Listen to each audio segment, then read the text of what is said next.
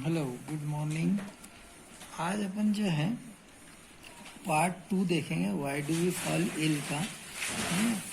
इसमें अपन देखेंगे chronic disease, poor health, ठीक है, और cause of disease, infectious and non infectious और इन्फेक्टियस एजेंट, एंटीबायोटिक्स, इनके बारे में अपन देखेंगे।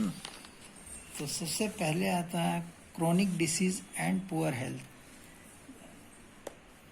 Acute and chronic disease have different effect on our health, है ना। एक्यूट और क्रोनिक डिसीज हमारी बॉडी पर कई इफेक्ट डालती हैं। Any disease that cause poor functioning of one part of the body affect our general health, because for general health all the body parts should be work properly. अगर हमारे body का कोई एक parts जो है proper work नहीं कर रहा है तो हमारी जनरल हेल्थ पर भी उसका इफेक्ट आता है। तो acute disease do not have time to cause major effect. Acute disease जो है कोई मेजर इफेक्ट नहीं डालती हमारी बॉडी पर, है ना, ऑन जनरल बॉडी हेल्थ पर। Chronic disease cause major effect है। क्रोनिक डिसीज मेजर इफेक्ट डालेगी because they are long term disease. अब आता है कॉज ऑफ डिसीज। तो डिसीज कॉज होने के या डिसीज होने के कई कारण हो सकते हैं, ना। जैसे इनमें से इन कारणों के बेस पे डिसीज को अपन दो ग्रुप में डिवाइड कर लेते हैं, immediate cause and contributory cause. Immediate cause, these are the real or primary cause, also called first level of cause. यानी इमीडिएटली कॉज जो होते हैं वो डिसीज के, वो प्राइमरी कॉज कहलाते हैं, फर्स्ट लेवल कहलाते हैं। इनमें कई पैथोजेंस होते हैं, जैसे various micro organism like bacteria, virus, fungi, protozoan. इनके कारण डिसीज होती है। बैक्टीरिया के कारण, वायरस के कारण, फंगी के कारण, प्रोटोजोन्स के कारण, ये डिसीज होने के कारण बन सकते हैं। That can cause infectious disease, जिसके कारण इन्फेक्टियस डिसीज होगी, are include this category include. अब नेक्स्ट आता है contributory cause. These are also called internal factors. These can be following types. यानी ये इंटरनल फैक्टर्स में हमारी बॉडी के कुछ इंटरनल पार्ट्स में कोई प्रॉब्लम होती है तो ये कॉन्ट्रीब्यूटरी कॉज कहलाता है। अब ये किसके कारण हो सकता है? ये poor health due to inadequate diet. अगर हमको हेल्थ पुअर है हमारी और इनएडिक्वेट डाइट है, यानी हमको पर्याप्त पोषक फूड नहीं मिल रहा है, बैलेंस डाइट नहीं मिल रहा है, तो हो सकता है। जैसे it cause due to the deficiency of one और मोर न्यूट्रिएंट, यानी हमारे फूड के अंदर एक या एक से अधिक न्यूट्रिएंट्स के कारण भी डिसीज हो जाती हैं। जैसे क्वासी और ये होती हैं PEMP, प्रोटीन एनर्जी मलन्यूट्रिशन के कारण।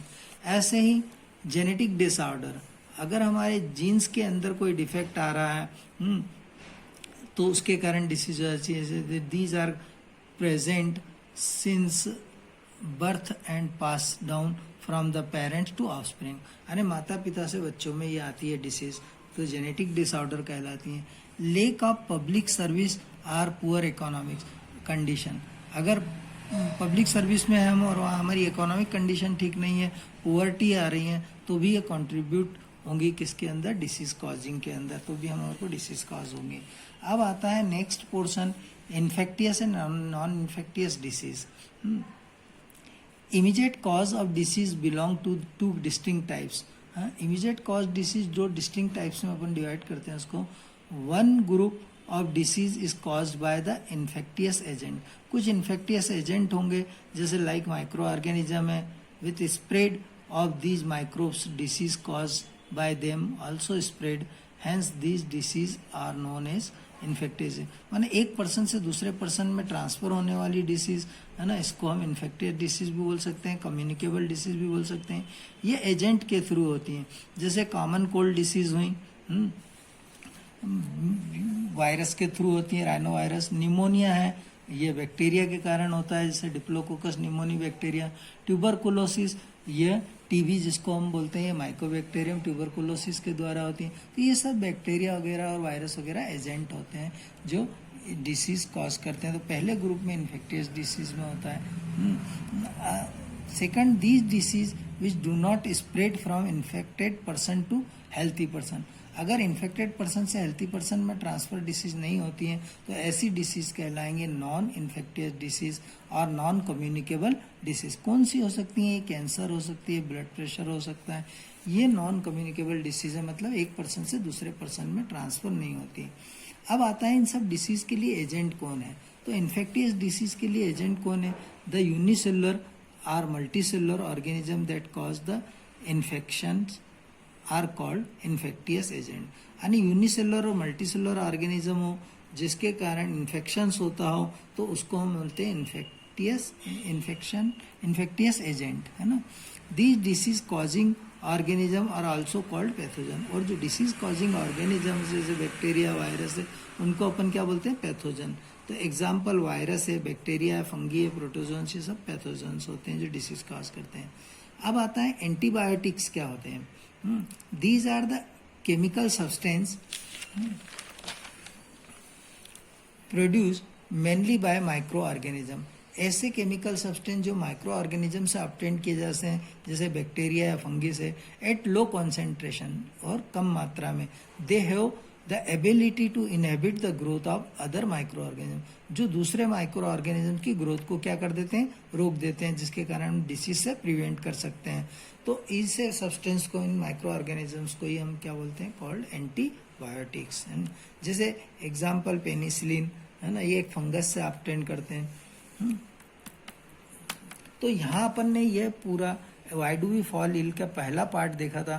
फिर पहले पार्ट के बाद में ये अपन ने दूसरा पार्ट देखा। कहाँ से देखा दूसरा पार्ट? अपन ने देखा chronic disease and poor health से लेकर अपन ने ये सारे पोर्शन देखे। कॉज ऑफ डिसीज, फिर इमीडिएट कॉज ऑफ डिसीज क्या होती है, कॉन्ट्रीब्यूटरी डिसीज के कॉज क्या होते हैं, फिर इन्फेक्टियस और नॉन इन्फेक्टियस डिसीज क्या होती हैं, है ना, फिर इन्फेक्टियस एजेंट क्या होते हैं, एंटीबायोटिक्स क्या होता है ना। अब अपन आगे चलकर थर्ड पार्ट, इसका 3 पार्ट में बनेगा ये वीडियो इसका, है ना। तो तीसरे पार्ट में अपन मीन्स ऑफ स्प्रेड यानी डिसीज स्प्रेड कैसे होती हैं और कौन कौन से ऐसे पैथोजन्स हैं जिनके कारण डिसीज होती है और कौन सी डिसीज होती है उसको देखेंगे नेक्स्ट वीडियो में।